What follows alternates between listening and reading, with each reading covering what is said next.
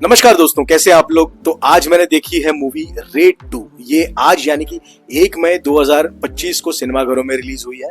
तो मुझे कैसे लगी मूवी चलिए बताता हूँ, लेकिन उससे पहले शान से इसमें आपका स्वागत है। मैं हूँ शनोज, मिलते हैं इस इंट्रो के बाद।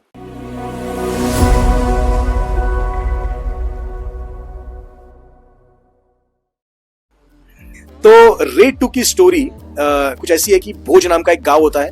वहां पे एक जो एक इन्फ्लुएंशियल व्यक्ति है, इसका नाम है भाई दादा। उसका वर्चस्व होता है गांव में। उसका एक बहुत प्रिंसिपल व्यक्ति है। मंदिर में अपनी माँ को बिठा करके उनकी पैरों की पूजा करते हैं। पैरों पे दूध का अभिषेक और वगैरह पूजा वगैरह करते हैं। और बहुत ही जो पब्लिक के सामने उनका जो इमेज है, बहुत ही क्लीन इमेज है। बहुत ही मतलब सुलझा हुआ व्यक्ति बन के वो अपीयर होते हैं पब्लिक में। तो ऐसे भोज नाम के गांव में अमेय पटनायक यानी कि अजय देवगन का ट्रांसफर होता है, 75वां ट्रांसफर। तो ट्रांसफर होने के आने के बाद इनिशियली तो अजय देवगन काफी प्रभावित होता है उनकी पर्सनालिटी को देख करके। बट इवेंचुअली जो जैसा अमेय पटनायक का नेचर है, वो चीजों के तह तक जाते हैं। तो इस बार जब वो चीजों के तह तक जाते हैं तो उनको क्या क्या पता चलता है और वो किस तरीके से चीजों को डील करते हैं और किन चीजों का सपोर्ट मिलता है उनको, क्या क्या चैलेंजेस उनको फेस करने पड़ते हैं, ये सब जानने के लिए आपको मूवी देखनी पड़ेगी रेड 2। तो मूवी के क्रेडिट्स के बारे में बात करते हैं। मूवी को डायरेक्ट किया है राजकुमार गुप्ता ने ही फर्स्ट पार्ट का भी डायरेक्शन किया था। उनका डायरेक्शन के बारे में बात करें तो मुझे इस मूवी में यानी कि रेड 2 का में जो उनका काम है बहुत ही एवरेज लगा। ऐसा कुछ ये नहीं लगा कि बहुत कुछ हटके उन्होंने काम किया है वगैरह। हालांकि रेड 1 का जो डायरेक्शन है वो काफी अच्छा था। रेड 2 के बारे में वैसा नहीं कहा जा सकता। और टी सीरीज और पैनोरामा स्टूडियोज के बैनर तले मूवी बनी हुई है। स्टोरी की बात करें तो मूवी की स्टोरी लिखी गई है 4 लोगों के द्वारा। रितेश शाह, राजकुमार गुप्ता, करण व्यास, जयदीप यादव। स्टोरी मुझे कमजोर लगी फर्स्ट पार्ट के कंपैरिजन में। जो सेकंड पार्ट का जो स्टोरी है मुझे कमजोर लगा। स्क्रीन प्ले भी इन्होंने लिखा है, लेकिन जो स्क्रीन प्ले जो है वो उसमें एक चीज मैं आपको बताना चाहूंगा कि अजय देवगन का जो कैरेक्टर है वो एक्चुअली में एक आईटी ऑफिशियल है। बट इसमें ऐसा दिखाया गया है कि वो एक पॉइंट के बाद में वो अपने उनका जो एक प्रोफेशनल बैरियर है उसको मतलब उसके आगे जाकर के ये मतलब एक सीआईडी का काम भी करते हैं। तो जो कि वो प्रैक्टिकली उतना पॉसिबल नहीं है। तो मतलब एक काइंड ऑफ सिनेमैटिक लिबर्टी कुछ ज्यादा ही लिया गया है इस मूवी में। चैलेंजेस होता है वो तो मतलब उनके पास आते हैं कि काफी सारे चैलेंजेस आते हैं उनको। बट उनका जो सोल्यूशन है उन चैलेंजेस का जो सोल्यूशन है वो बड़े ही कन्वीनियंटली उनको कहीं ना कहीं से मिल जाते हैं। तो मतलब ये मतलब बहुत ही कन्वीनियंटली उनके साथ चीजें हो रही थी, ऐसा फील हो रहा था। फिर बात करते हैं विलन यानी कि रितेश देशमुख का जो कैरेक्टर है, वो मुझे लगा उनकी जो राइटिंग है वो बहुत कमजोर है इस मूवी में।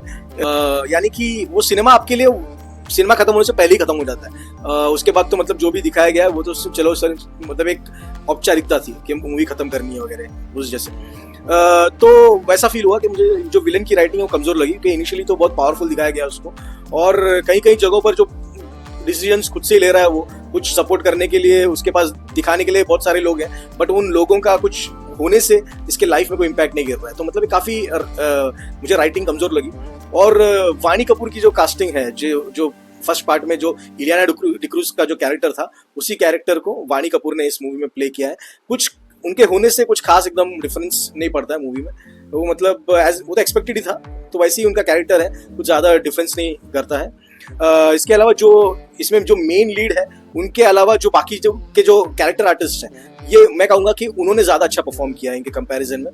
तो ये उनकी मूवी है। जैसे कि सौरभ शुक्ला है, वो मतलब उनका कैरेक्टर का उतना इम्पोर्टेंस नहीं है मूवी में। बेसिकली एक सूत्रधार का काम किया उन्होंने, बट वो ना होते तो भी मतलब मूवी काफी अच्छे तरीके से प्रेजेंट हो पाती। तो एवरेज जो डायरेक्शन है वो मुझे एवरेज लगी। स्टोरी स्क्रीन पे भी एवरेज लगी।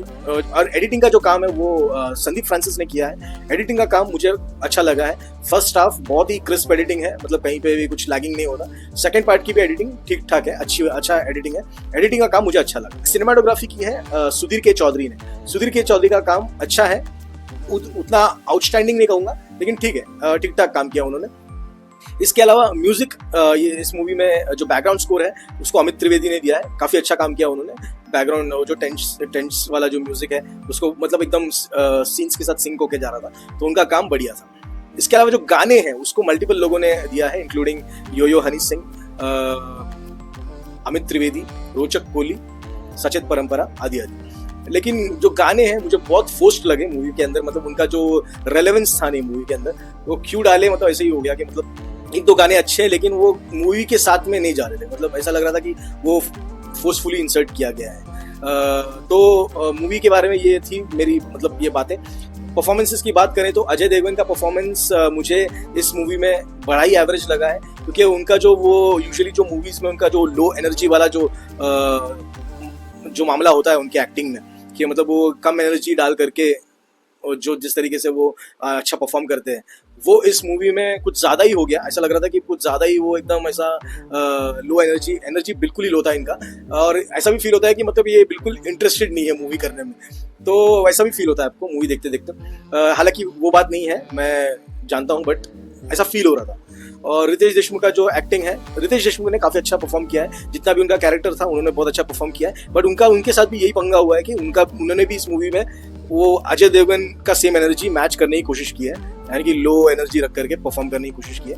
हालांकि रितेश देशमुख ने अच्छा परफॉर्म किया है। ये जो कैरेक्टर्स हैं, ऐसे जो ये टेम्पलेट के कैरेक्टर हैं, ये मुझे लगता है रितेश देशमुख को काफ़ी सूट करेगा। मैंने इतने जो नेगेटिव गिनाए, थोड़ा ज़्यादा ही गिनाए, लेकिन इसके बावजूद मैं कहूँगा कि ये मूवी उतनी बुरी नहीं है, इसको आप देख सकते हैं, लेकिन ऐसा भी नहीं कहूँगा कि ये बिल्कुल ही मतलब आउटस्टैंडिंग मूवी है।